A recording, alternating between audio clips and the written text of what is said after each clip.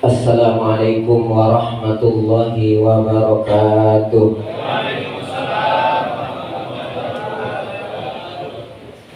Alhamdulillah, Alhamdulillah wassalatu wassalamu ala Rasulillah Sayyidina Muhammad ibn Abdillah wa ala alihi wa sahbihi wa mawalah, amma ba'du. Qala Allah Ta'ala fil Qur'anil Karim, A'udzu billahi minasy syaithanir rajim. Bismillahirrahmanirrahim. Al-hajju ashhurum ma'lumat. Shadaqallahul azim.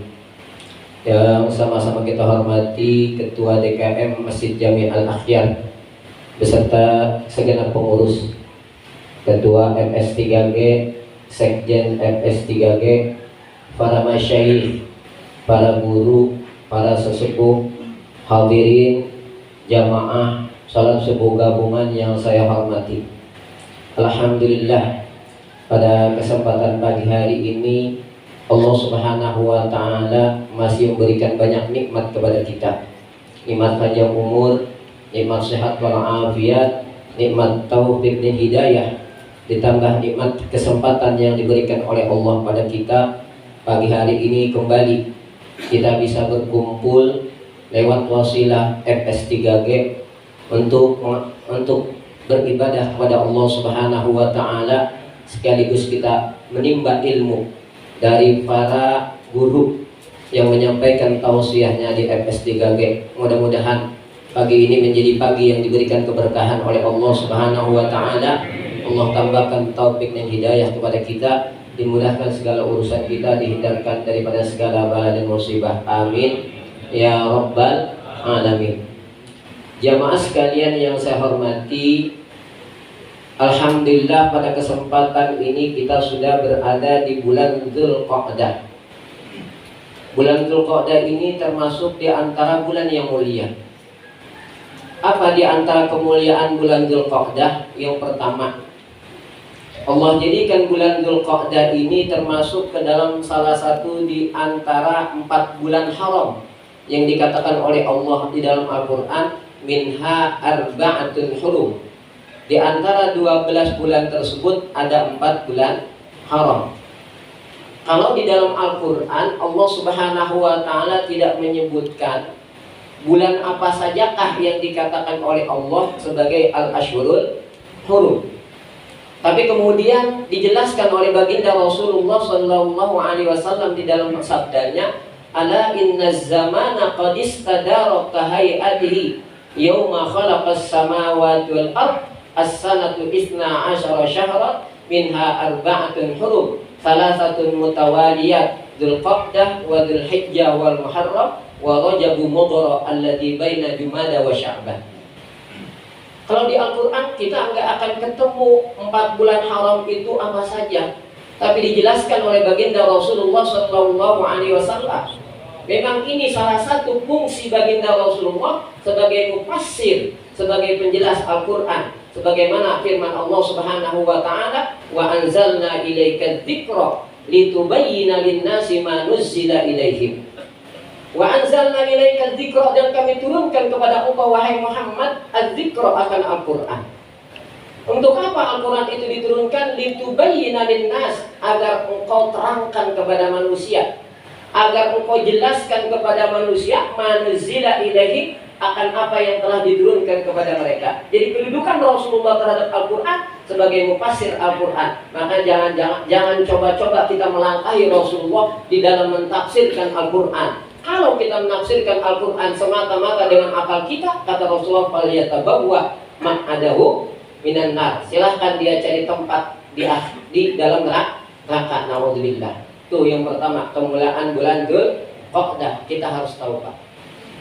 Yang kedua, kemuliaan bulan Dzulqa'dah, bahwasanya bulan Dzulqa'dah ini termasuk di antara bulan-bulan al-ashhurul hajj, bulan-bulan haji, yang difirmankan oleh Allah Subhanahu wa Ta'ala di dalam Al-Quran, al-hajju ashhurum ma'lumat.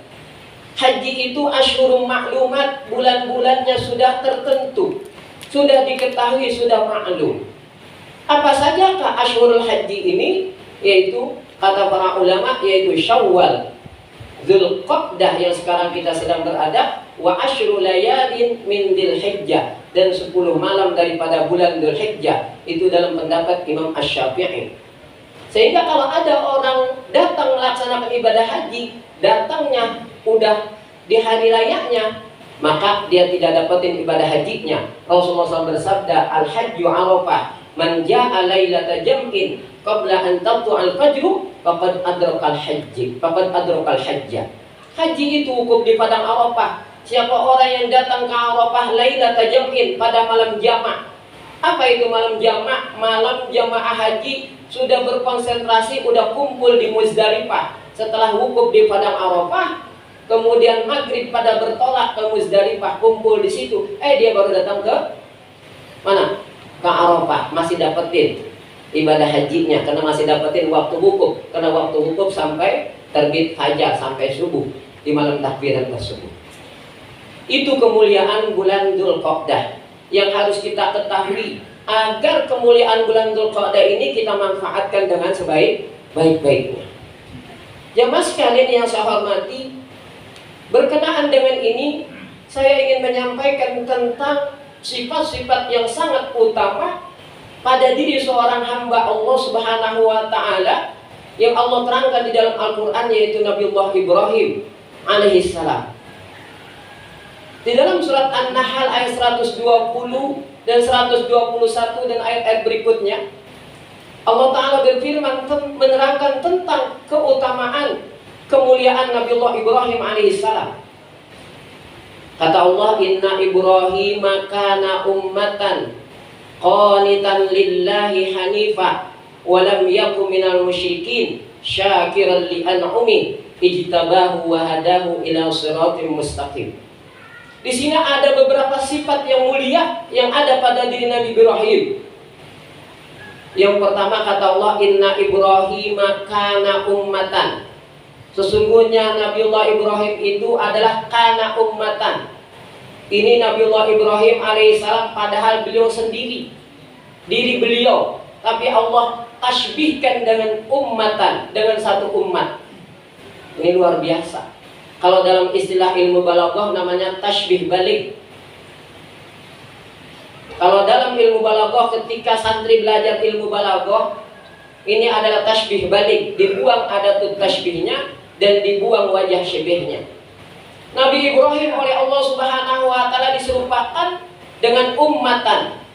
Aikana rajulan jami'an li khisalil khairi kal ummati wal jamaah. Padahal yang namanya umat itu adalah jama'atun katsiratun, kelompok orang yang begitu sangat banyak. Itu namanya apa? Umat. Itulah umat, jama'atun katsiratun, jamaah yang sangat banyak, itu namanya umat. Tapi Nabi Ibrahim sendiri oleh Allah Subhanahu wa Ta'ala disebut sebagai umat. Kenapa demikian Nabi Ibrahim dikatakan sebagai umat, padahal beliau cuma diri beliau sendiri? Tapi Allah Subhanahu wa Ta'ala dengan diserupakan dengan kana ummatan. Ini kalau dalam istilah ilmu balaghah tadi tasbih balik, dibuang wajah syibih, dibuang adatut tasbihnya dan dibuang wajah syibihnya. Ngerti nggak kira-kira ini ya? Itu mainan santri dah. Kalau Ustaz Rusli udah paham betul dia lah. Kalau Ustaz Rusli mah Ustaz dari Muslim, ya itu. Saya juga nggak ngerti gitu. Ya. Ay rajulan jami'an li khisalil khair kal ummati wal jamaah. Nabi Ibrahim itu adalah seorang jami'an li khisalil khair, yang pada diri beliau terhimpun segala sifat-sifat kebaikan. Seperti yang sifat-sifat tersebut terpencar-pencar pada diri seseorang. Ada orang yang sifatnya taat banget. Ada sifat orang yang lain sifatnya sabar banget. Ada orang yang satu sifatnya syukur banget. Tapi pada diri Nabi Ibrahim semua sifat-sifat yang mulia tersebut terhimpun pada diri Nabiullah Ibrahim alaihis salam. Makanya beliau dikatakan ummatan, inna Ibrahima kana ummatan. Yang kedua sifat Nabiullah Ibrahim alaihissalam, qanitan lillah, ay muti'an lillah. Nabi Ibrahim itu orang yang sangat taat kepada Allah Subhanahu wa Ta'ala. Tidak ada perintah Allah, baik perintah yang daripada yang kecil Sampai perintah yang begitu sangat berat dan besar semuanya dikerjakan oleh Nabiullah Ibrahim dengan secara sempurna. Wa idh ibtala Ibrahim rabbuhu bikalimatin fa atammahunna qala inni ja'iluka lin-nasi imama. Itu Nabi Ibrahim. Dia qanitan lillah, beliau ini orang yang sangat taat kepada Allah Subhanahu wa taala. Dari karena itu Allah berikan kemuliaan kepada beliau. Jadi kalau kita ingin mulia, maka kita harus menjadi qanitan lillah, orang yang taat pada Allah. Zaid bin Aslam, salah seorang tabi'in dari kalangan Ahlul Madinah, beliau mengatakan, "Man yukrimillaha azza wa jalla bi ta'atihi yukrimhu Allahu bi jannatihi. Wa may yukrimillaha ta'ala bi tarki ma'siyatihi akramahullahu ta'ala bi alla yudkhilahul nar." Kata Zaid bin Aslam, man yukrimillaha ta'ala bi ta'atihi. Siapa orang yang memuliakan Allah Subhanahu wa taala bi ta'atihi, dengan cara taat kepada Allah. Apa-apa yang diperintahkan oleh Allah Subhanahu wa taala dia kerjakan. Bukan hanya yang dia kerjakan adalah pekerjaan-pekerjaan yang punya nilai besar, punya nilai tinggi, sampai pekerjaan yang mungkin dipandang orang sebagai pekerjaan yang remeh, yang banyak ditinggalkan orang karena dipandang remeh, dia kerjakan. Kan Nabi Ibrahim seperti itu. May yukrimillaha azza wa jalla bi ta'atihi yukrimhu Allahu bi jannatihi. Siapa orang yang memuliakan Allah Subhanahu wa taala dengan cara taat kepada Allah taala, yukrimhullahu bi jannati, maka Allah akan memuliakan dia dengan surganya. Pak, Allah akan muliakan dia, yukrimhullahu bi jannati, Allah akan muliakan dia dengan surganya. Wa may yukrimhullaha azza wa jalla bi tarki ma'siyatihi akramahullahu bi alla yudkhilahun nar. Dan siapa orang yang memuliakan Allah bitarki maksiatihi, dengan cara meninggalkan perbuatan-perbuatan maksiat kepadanya, adkhalahu akramahullahu bi alla yudkhilahun nar, maka Allah akan muliakan dia dengan tidak akan dimasukkan dia ke dalam nerakanya Allah Subhanahu wa taala. Kalau kita kira-kira begitu enggak tuh? Ya, kalau lagi taat makanya paling taat banget. Kalau lagi datang badernya, kalau lagi datang malasnya minta ampun, badernya juga minta ampun. Tuh Nabi Ibrahim sifatnya yang kedua, qanitan lillah. Yang ketiga sifat Nabi Ibrahim disebutkan oleh Allah surat An-Nahl, hanifa, qanitan lillahi hanifa. Beliau seorang yang hanif, ma'ilan anil adyanil batil ila dinil haq. Beliau adalah orang yang condong kepada yang hak dengan meninggalkan segala yang batil. Berpihak kepada yang benar, condong kepada yang kebenaran, meninggalkan segala kebatilan. Beda kalau sebagian manusia ada berpihak kepada yang apa? Pesanan, kepada yang bayar, kepada yang akan berikan kedudukan. Pilih saya, nanti saya akan jadikan apa? Jadi ART ya. Jadi ART Pak. Wah, jadi menteri atau apalah pokoknya. Ya. Dia hanya berpihak kepada ma'ilan anil adyanil batil ila dinil haq.